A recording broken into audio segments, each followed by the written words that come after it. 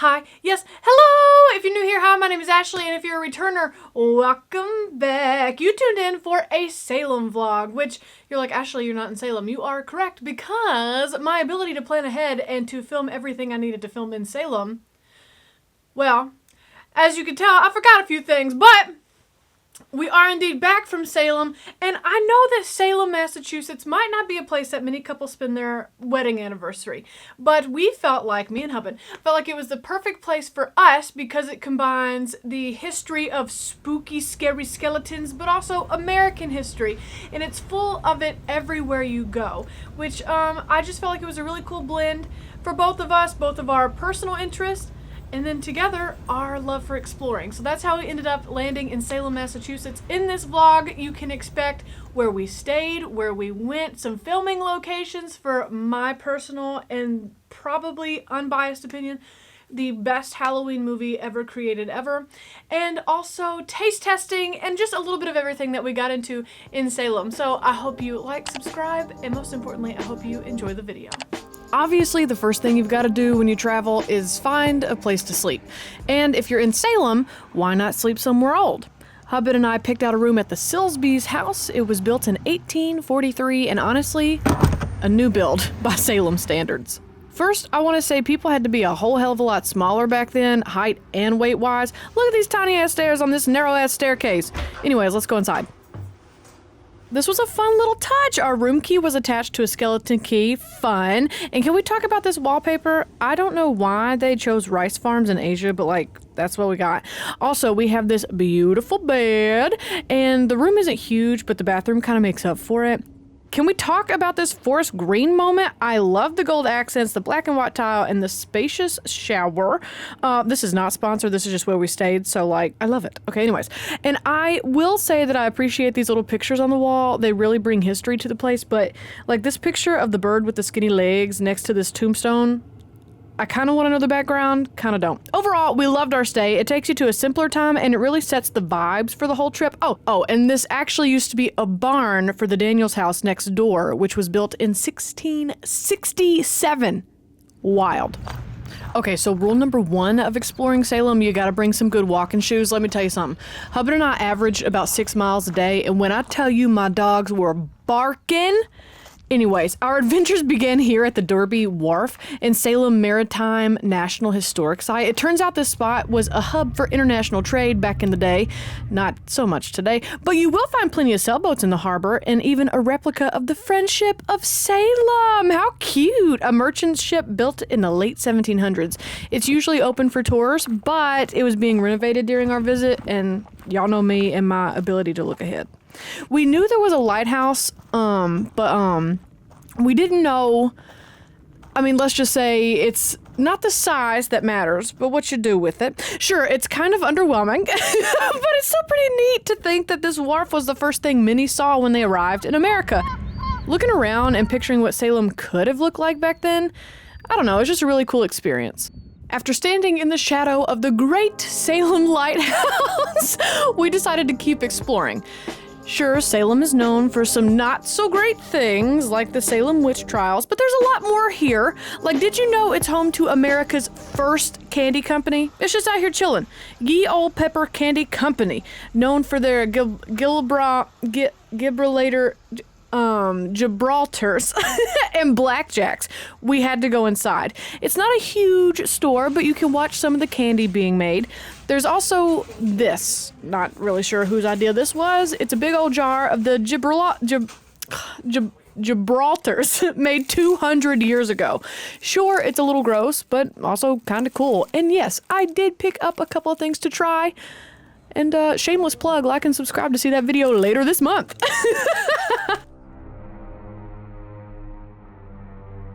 Okay, so you probably don't think of the candy when you think of Salem, but you do think of the trials, and Salem is well aware of that fact. Just like Dolly's face is everywhere in Gatlinburg, Tennessee, witches are front and center in Salem. It's even on their police car and their badges. They even call themselves the Witch City. Hell yeah, Salem, get into it! Just like any other tourist town, you can find historically accurate attractions and campy ones. The Salem Witch Museum is honestly a bit of both. Literally one day after we visited the museum, we heard on the news that the museum was ranked the second biggest tourist trap in the world. Oops. But I'm going to be honest, I can't see it. You do get this historically accurate account of what happened, but the museum has not been updated in some years. Look at these pictures of wax figures and holes telling the story of the trials, with someone sounded like Boris Karloff telling the story. We learned how the trials, while centered in Salem, spread actually throughout the colonies. The museum also explains the progression of witches from the trials to modern day, and we saw how movies like The Wizard of Oz shaped the way we see witches predicted today, often as green critters with pointy hats. Thank you very much, Technicolor. The museum also touches on modern witchcraft. Overall, it does a really good job of explaining what happened in Salem, how we got there, and where we are now in our understanding of witches. Is it just me, or is it ironic that the Salem Witch Museum is in an old Catholic church? If you want to get as real as the Salem witch trials, without being accused of being a witch, you should check out the Witch House. When you're in Salem, odds are you're going to walk past it anyway. It looks old, well, because it is. It's actually the last standing structure in Salem with direct ties to the trials. It was home to one of the judges from the trials. I kind of feel like they could be doing more with the house. It's self-guided, and we left with a lot of unanswered questions, but I'm not a historical preservationist, so do you, boo-boo. But if you want to stand where a key figure of the trials lived, you have to go to the Witch House. Salem is a beautiful town, and there's a lot to see and do. But we also tried to keep in mind that it's a tourist hub because of the 20 people that were accused and sentenced to death all those years ago. So we visited the Salem Witch Trials Memorial. We didn't get a ton of video here. It's a somber and quiet place, and so it felt kind of icky to film just a whole bunch. So there's that. There is a lesser-known memorial, but equally as sobering. It's the Proctor's Ledge Memorial. Researchers actually determined this to be the most likely site of the hangings. They just reached that conclusion in 2016. Again, we didn't get a lot of video here, but you should definitely check it out if you have the chance. Okay, sure, some of the town's history is heavy and a little more than dark, but it's also steeped in television and pop culture history. You can stop and have your picture taken with Samantha from Bewitched, which I'm gonna be honest, I have not seen. Some of that show was actually filmed here, and scenes from a ton of movies were shot here too, including one of arguably including one of the best Halloween movies of all time. Glorious morning.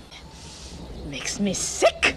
I'm talking about the 1993 film Hocus Pocus. Yeah, dumbass. Let's check out some of its filming locations. So talking about how me and Hubbin love history and stuff, we are currently walking to the house, Allison's house from Hocus Pocus, and you walk by this church, which is the first church in Salem, founded in 1629. And so I was just talking to Blake, I'm like, where else can you find in the country that this was erected on the 300th anniversary and then this was erected on the 350th?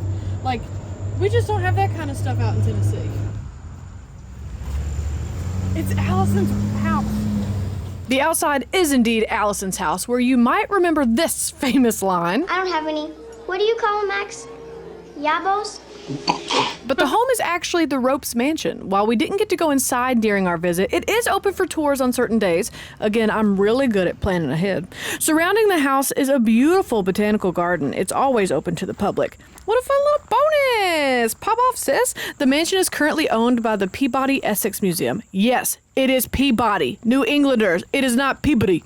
You people who say Peabody are wrong. Anyways, I read that the Ropes Mansion is haunted, but we're in Salem.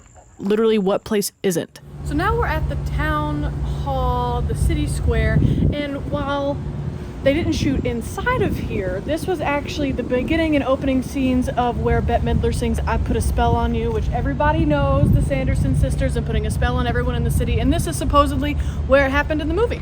I put a spell on you. Now we're headed to our second stop on the Hocus Pocus tour, and if you're thinking, this looks just like a park, Ashley, what is this? Well, you're not wrong. So what does a greenway open park like Salem Commons have to do with Hocus Pocus? A lot of places like this, the basic greenways, and public parks, they will film the extra scenes if you just need an outdoor shot, and that's where a lot of it was shot for Hocus Pocus. Warner Brothers has a whole set that they can rearrange that's literally just like this. Has a gazebo, well that's not a gazebo, but has like a little meeting in the town square with the clock and stuff. And when you film on locations like Hocus Pocus, they filmed it here instead of at the studio at a fake park. And actually, across the street from the park is Phillips Elementary School, another filming spot also known as a prison for children. It is a prison for children.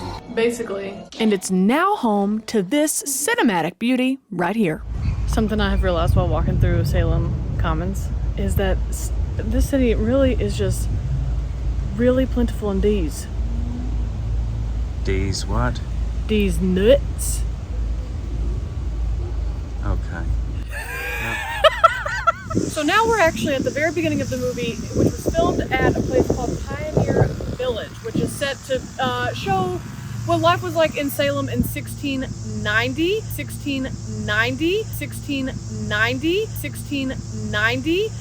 This is the opening shot where Thackeray, when he was still a human, takes off running after his little sister who's playing in the woods. It's the very first time the Sanders, come little chip, that's where we're at. And due to my unmatched ability to plan ahead, we were not able to go inside, but it is open for tours if you want to check that out too.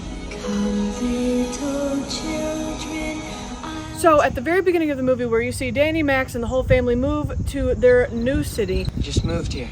From where?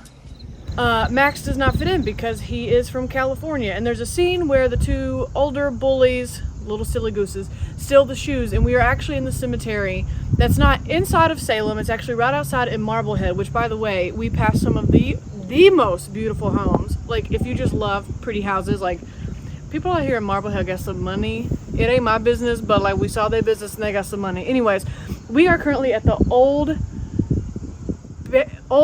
Burial Hill, which has is now the forever home to a lot of people from the American Revolution, so many soldiers from way back then.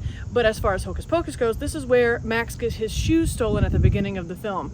If you walk out here, so many of these tombstones you actually can't read anymore. That's how weathered they are. It's beautiful out here. You have views of the ocean, but as far as the movie filming goes, right outside of Salem is Old Burial Hill, and that's where we're hanging out, finding some filming locations for Hocus Pocus and just taking in the absolutely gorgeous 360 views here in Marblehead.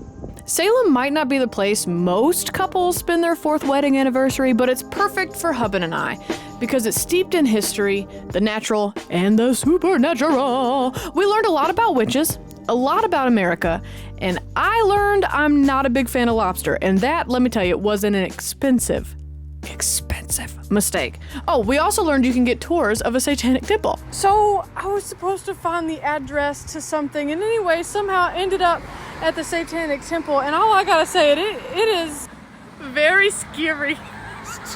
We ate a lot of amazing food, walked more than 14,000, that is not an exaggeration, friends, steps a day, saw filming spots of my personal favorite Halloween movie, and had many laughs along the way. We've gotten to pet so many dogs. What are you laughing at? So we are clearly not among the living. Big fan of milkshakes. Danny, no. Which one's which? Danny's the girl. I just want to say that we're getting this footage of this church at 10:42 in the morning. I just want to say that we booked a noon o'clock walking tour with the Satanic Temple. So we are Hannah Montana, best of both worlds.